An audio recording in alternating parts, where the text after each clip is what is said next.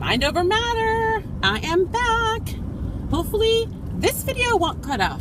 I am actually driving to get a few things done, and as promised, ooh, that sun, for real.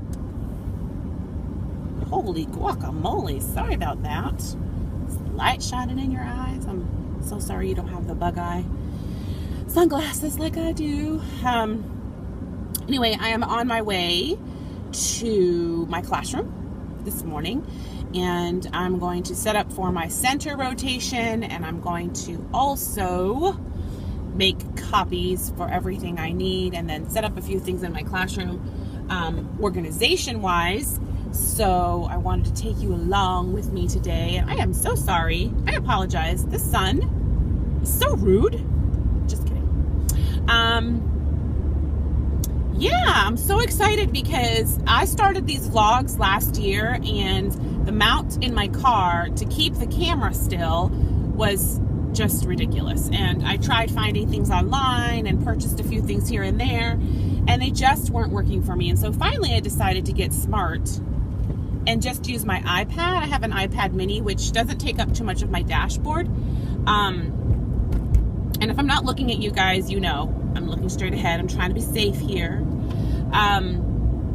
Anyway, so every mechanical thing that I found online was just not working for my car. And so I kind of like put it on the back burner, and I put all videos on the back burner. Last year was a crazy year. So let me update y'all on the awesomeness that's been happening and some of the ideas that are coming up. And by the way, when I get to school, the first thing I'm going to do is walk you through my classroom, because I have not had that opportunity this school year, to basically walk you through and show you how the classroom is set up. Like I said, normally I usually put up a video and show you like day-by-day vlogs to show you how I put it all together, and then pictures afterwards. But sorry guys, I'm trying to get out of the sun there for you. Anyways, so I'm actually so let me just give you a little bit of an update. Let's see. Well, I was nominated and elected Teacher of the Year at my school. Really exciting. I'm very honored, and I'm super humbled, and I work with an amazing staff. I work with so many fantastic, phenomenal people, and I'm excited to share that with them, because I take my cue from them and they know it. So shout out to my Eagles. And let's see, I'm trying to get a little closer so you guys aren't getting the sun action there. I'm so sorry guys. Anyway, so that was pretty exciting, and I had a junior intern this year so far. She's amazing. Shout out to Katie. And I see so many good things for her. You know, I've been blessed. I've had several interns in my career, and all of them have had an amazing, brilliant shine about them, and they're going to be amazing teachers. They're already amazing teachers. They came in already being amazing teachers and people, and so I'm super excited for them. I was able to host this year's Christmas luncheon at my school, holiday luncheon. That was fun. Lots of good eats. My daughter, actually, shout out to my daughter Rosie and to Darden Restaurants. They were able to hook a sister up. Let me tell you something. They really hooked up our school. They took such good care of us, and the food was phenomenal. It's Olive Garden. Food was phenomenal. The service was fantastic. I mean, we could have asked for a better scenario all around. So shout out to my girls, Jeannie and Chelsea, for the collaboration and getting all that underway. There were so many people involved in getting our luncheon, you know, taken care of. You know, our friend Victoria and our friend Sarah, just getting things together. Kim, holy cow, Kim, you were were so awesome in that. So, I mean, it has been a really good first half of the year, I have to say. And my class, holy guacamole, Batman. Like, I can't even right now with my class. They are the most amazing group of kids. And I know I say that every year because every year they are. But I don't know. I don't know. It's just, they are. Every year I get the best class. And I'm so blessed in that aspect because their families are fantastic, phenomenal families, so supportive. Oh, I got hair in my mouth. I'm so sorry, guys. So super supportive. Let's see if this is a better angle because that sun was, oh, that's not going to work, is it?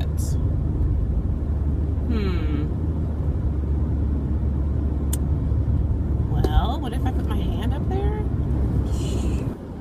All right, I'm back. First of all, that sun was ridiculous. Second of all, I'm pulling out of my local Dunkin' Donuts because, hello, this girl needs coffee. Like, now. So, now I'm actually officially on my way. So where was I? I was talking about how really, truly blessed I am with the class that I have, and each of them, it's been a great journey learning them and them learning me. And every year it's heartbreaking when you have to let go of a class because they're ready to go on to another grade level. But there's also that, like, yes, they're so ready to go on to the next grade level. It's ridiculous. And to know that they had the ambition and the desire to get there, and that I helped them in some capacity to get there, is a great feeling. Awesome feeling. I mean, it's completely and utterly rewarding. Of course, now the sun is in my face, but you guys, you know what? I'm going to vlog this, and I'm almost at the school, so I'm not really going to worry. But I wanted to kind of update you on some of the fantastic things that are happening. I'm excited. Life isn't always peachy keen, and it's not always, something that you can look through rose-colored glasses. And, there are things that happen in life that really shake your core. I mean, it just literally pulls the rug out from underneath you, and you wish you had some type of control over it.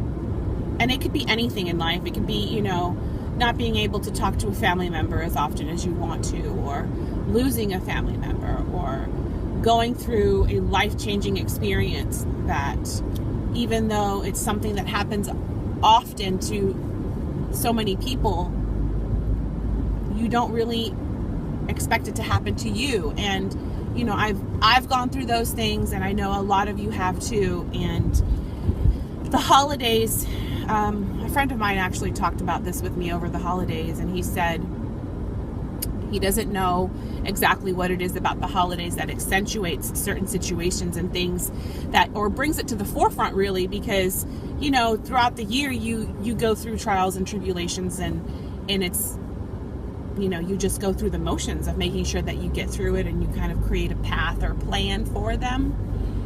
However, for some reason, when there's a holiday as big as, Christmas or Hanukkah or whatever it is that you celebrate, or even New Year's, I think that one is the one that people just have a harder time with, because, well, some of us have a great time with it, just letting go of that old stuff and starting all over fresh. But I think during the holidays, when you're in the midst of trying to figure out what's going on in life, or how to get things back and, on square one, or even on the straight and narrow. Sorry, guys. I know that sun is ridiculous. I'm about to turn, so it'll be out of my face in just a minute. Anyway, the holidays tend to, really focus in on what's going on around you and kind of bring it to the forefront, and then it just makes it that much more difficult to put things into perspective, or, you know, focus. You know, and then you think about all the different things that happen in life, you know, and you want to be there for everybody, or, you know, you're hoping that there will be people for you at that time, and sometimes it just doesn't happen. And that's when you build on your strength, and that's when you really understand, hey, I can do this. You know, this has happened to many people once before. I can draw my strength from them, and you know what? I'll tell you right now, you're never, ever, ever given anything more than you can handle. Remember that. Remember that. You are never, ever given anything more than you can handle. And whatever might be happening in your life, sorry that this has gone on to a life message, but whatever might be happening in your life at any given time, remember that there's a reason for it. And also remember that you were built for it, that you're a warrior, that you'll get through it. And even though when you're in the midst of chaos and things look like they're about to blow up, there's always that small hope, that small light that changes everything, and all of a sudden everything's calm. So in that, you have to trust. All right, so I'm here and I've caught you up. So I'm going to get my breakfast on, and then I will see you in the classroom in a few minutes.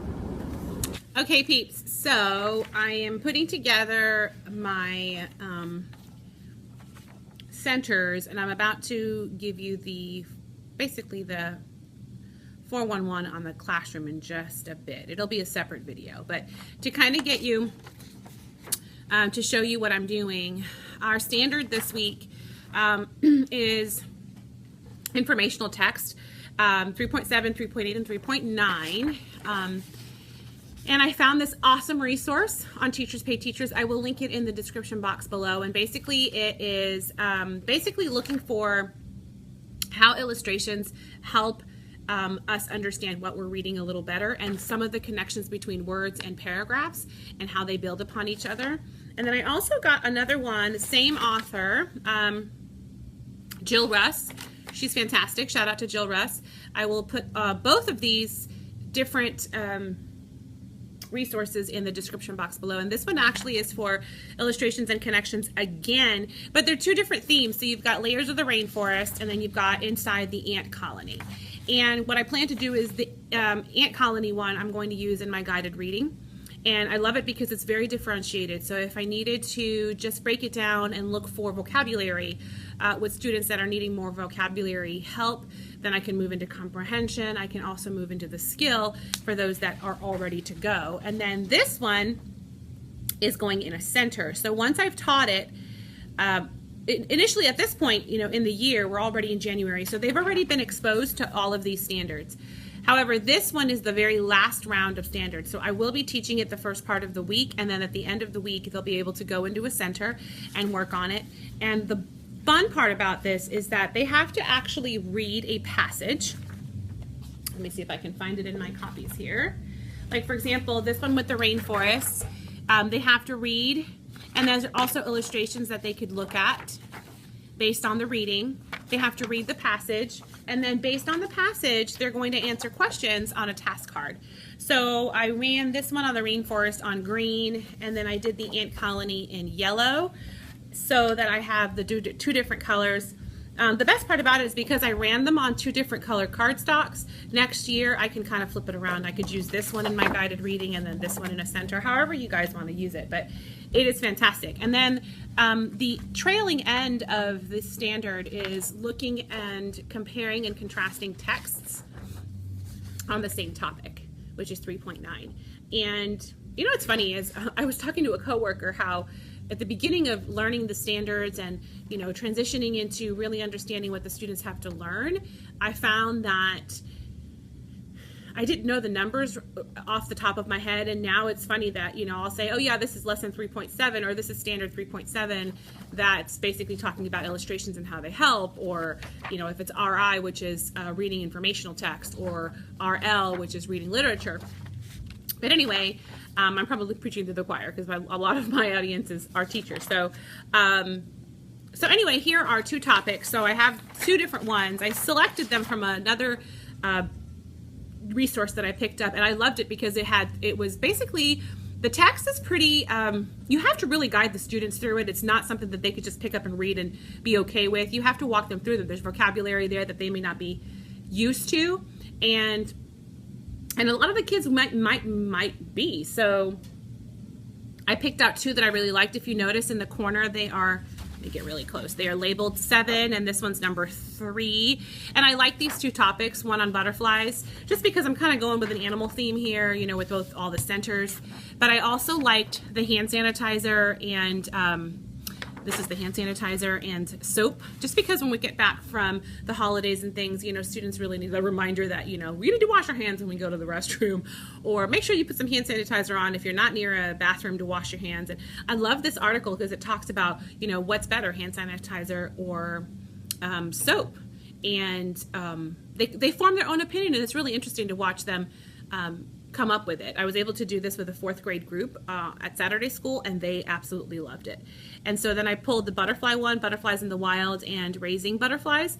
So this is something that I'm also going to be doing in class with my students. So I've made enough copies for my class.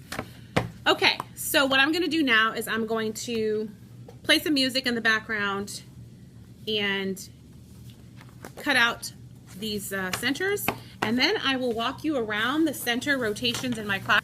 Okay, so while I get these centers ready, I can kind of tell you what I have in my classroom as far as centers. I have a guided table with my students. I also have a silent reading AR center where students are reading for like 15-20 minutes, and then they actually fill out a menu, and the menu has an appetizer, an entree, and a dessert.